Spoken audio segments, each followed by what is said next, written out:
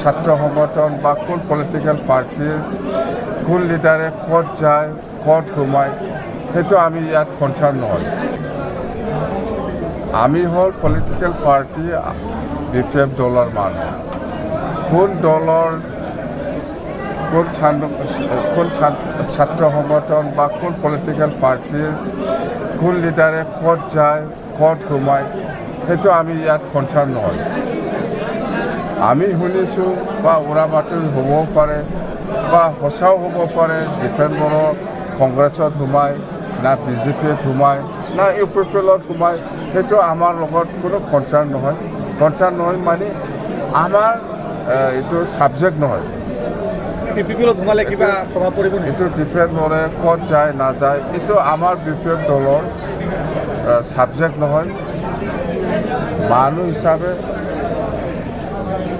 যিকোনো দলত সোমাই পেলাই পাৰ্টি কৰিব পাৰে, চবৰে অধিকাৰ আছে।